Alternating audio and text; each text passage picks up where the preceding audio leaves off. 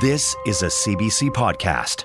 Well, do you remember the early days of the pandemic when people were scrambling to stock up on toilet paper, baking supplies, and food? The silver lining of closing borders and the fear of disrupted supply chains is that people were looking to local farmers in greater numbers. Even Premier Blaine Higgs pledged to take action to boost provincial vegetable production last April. A year later, how are farms and farmers doing? Shelley Dixon is a beef farmer in Point Dubuque. Eva Rehak is an organic vegetable producer in Saint Maurice and the president of the National Farmers Union in New Brunswick. And Kent Coates is an organic vegetable producer in Point Dubuque as well. Good morning. Good morning. Good morning. All right. If you think back to a year ago, how were you affected when COVID first hit, Shelley?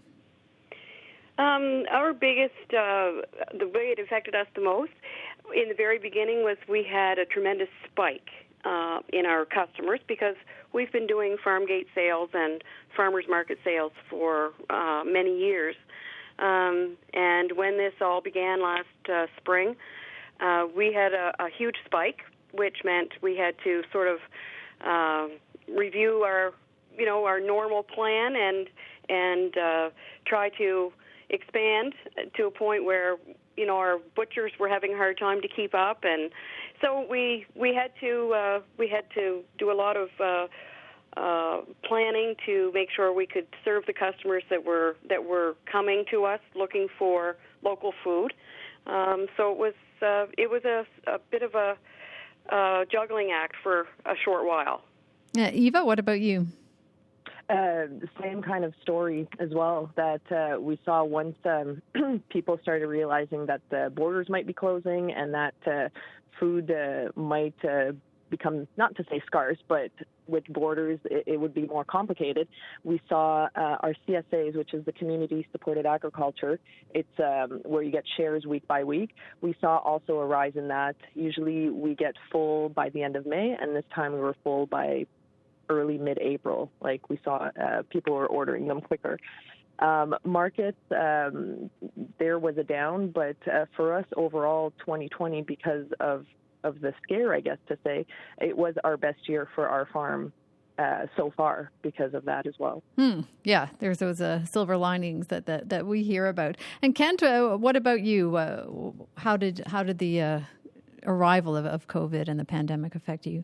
Well, I think all of us were challenged in different ways, and certainly Sackville stood out as a really bright spot for us. We had our biggest day of all time in Sackville after 14 years at the market. But by the same token, the markets in the city, the Moncton and Dieppe markets, they both closed. So it was very mixed. Those sales in Sackville have remained high, but we still see in Moncton and Dieppe that our sales are a fraction of what they used to be. So it's been very mixed. We went through that initial, wow, if everything takes up like Sackville did, we better buy bigger trucks and start making trips to Moncton to sell more product. But that never really materialized. And how have COVID restrictions affected the operations at the farm, Eva? For us, I guess with vegetable farmers, since we sell in New Brunswick, we haven't had many restrictions. It's more in the sense of like seed orders that we found with COVID and everything. They're becoming scarce and more gardeners are coming along. So we have to order sooner. But as restrictions for myself, there haven't been many. And Kent? Oh, it was huge for my business. The biggest impact with restrictions for us was with workers. Not only do we have to, same as all the other businesses, have a WorkSafe NB plan for our workplace and maintain social physical distancing, but we also use seasonal agricultural workers from Mexico. And that was a huge hurdle last spring, coupled with CERB, which really made it hard to find people to work locally. Time and time again, I would interview somebody, set it all up, and then get to let's sort out the pay. This is how it works, and time and again, people wouldn't work unless I paid cash. So that was a huge hurdle. Access to workers was much more difficult due to COVID restrictions. Yeah, because it's not easy sometimes in the best of times, right, to find workers. It's our biggest challenge every year, COVID or no COVID. Yeah. And Shelley, what about you and your operations?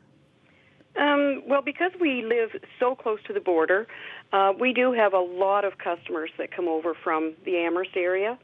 And also we do a lot of our business in Amherst as well, like business as far as purchasing our supplies, silage wrap and all those things. So, and the restrictions changed and the rules changed so often that we had made travel registration plans so that we could go at some times, and then there were sometimes we couldn't go. So it was really hard because when we would normally maybe make a trip into Amherst that would take us 10 minutes to get there and 10 minutes to come back, we would need to go into Moncton.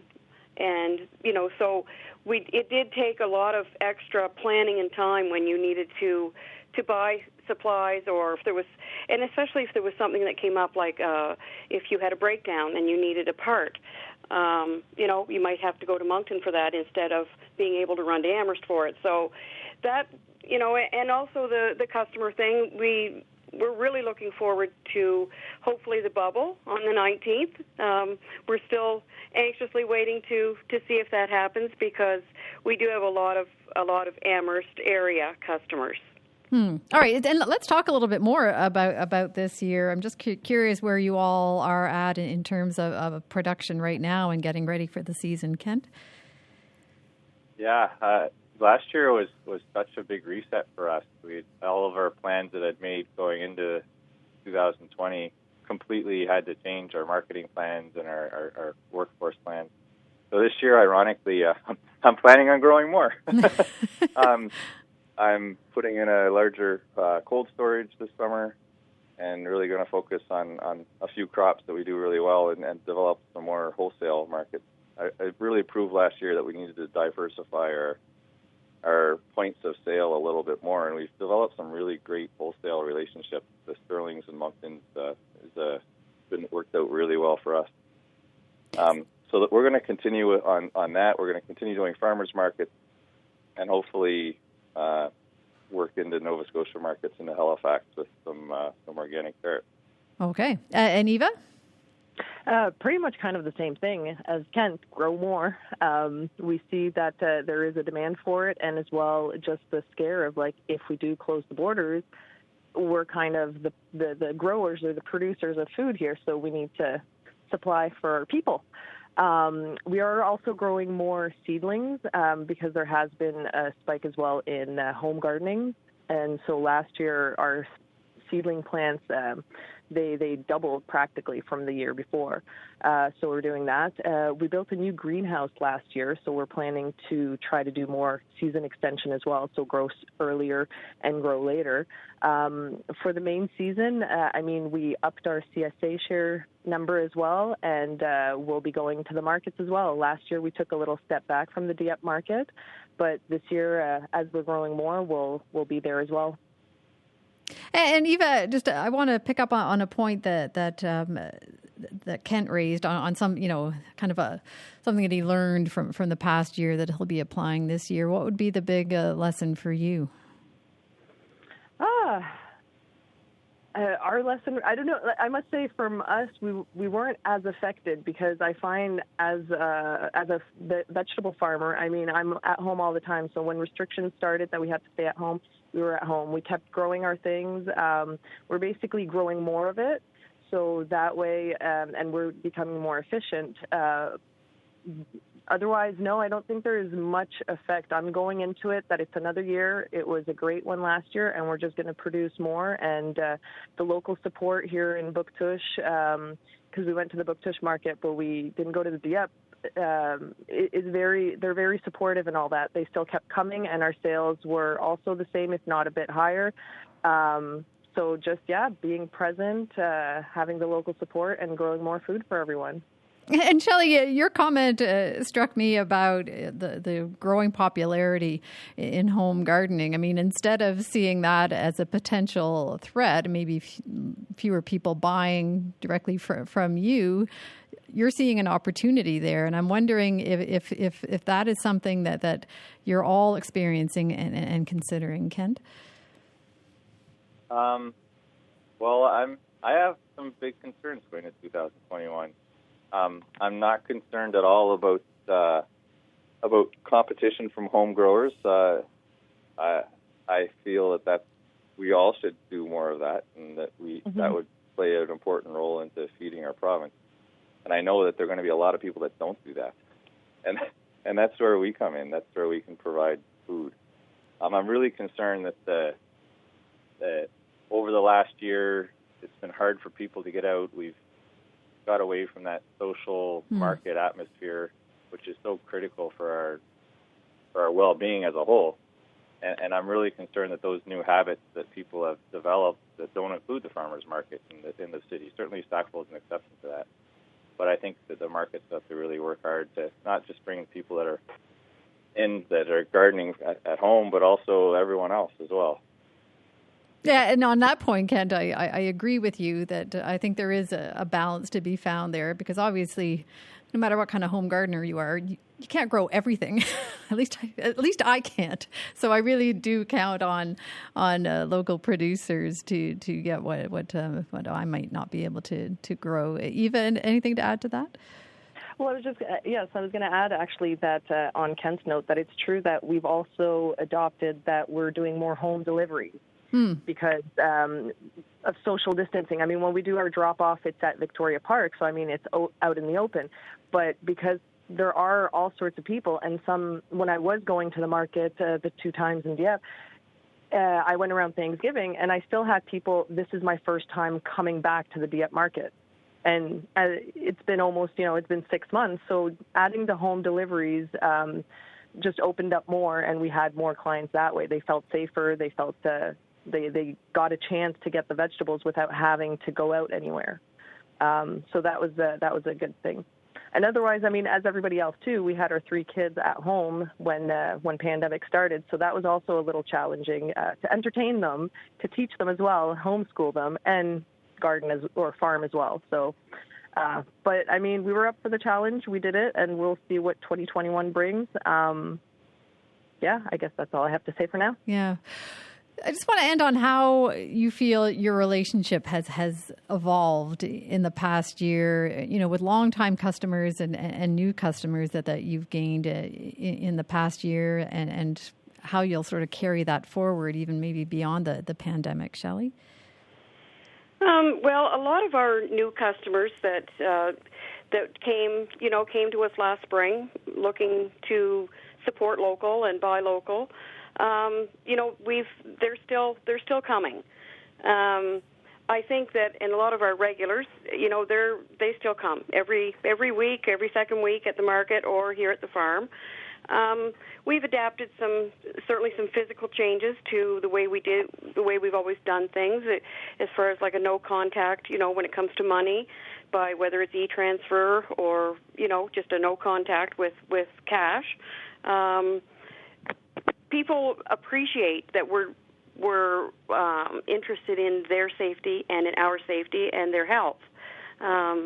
They're appreciating coming out and buying local and supporting local farmers, and the fact that they can actually come to a market and they can do a big portion of their grocery shopping for the week, which means they don't have to go into a public grocery store and do a lot of these things. So I think customers are very appreciative of that.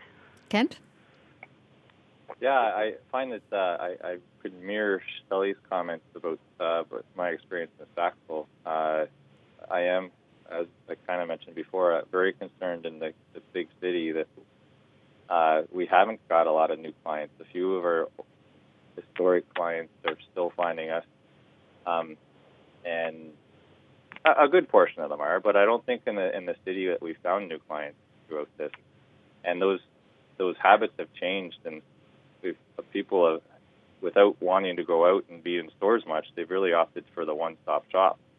And I feel that that's an area that we really need to focus as restrictions lift to get people back to the social market. I'm much more concerned about having lost customers than finding new ones. Yeah, well, hopefully you will get them back. Eva, last word to you. On the customers, I guess, no, it's the same thing. I mean, our regular or our continuous customers, we've had some for over the years. They knew of what we do, so they were right on board. We got new customers as well, and this year most of them returned as well. At the market, same thing. We get questions more for gardens and things like that and how to cook things. But no, everyone seems positive around. Like I say, Bookswitch is a smaller area, and the local support and everyone is backing you up is always a good feel. And we'll see what brings 2021. All right. Well, thanks to all three of you for joining us this morning, and best of luck with this year. Thank you. Could I just say one more thing? Sure. I'm just realizing with the farmers markets, if the standards stay as they are, I guess that's the one little hiccup is that there has been a base, like it's been a lower, like less clients have been going because the way they're set up, it's not as fun or as accommodating anymore. So we'd like to see the rules change with farmers markets. That would be nice because we don't want them to close down again. So right. That is a little. And kept it a little, to see. Okay, well, maybe that's something that we can pick up with on farmers market. So thanks for that. Thanks for that tip, Eva. All right, appreciate it. Thanks.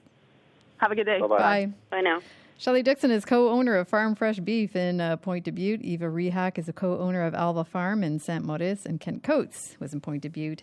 He runs Nature's Root Farm.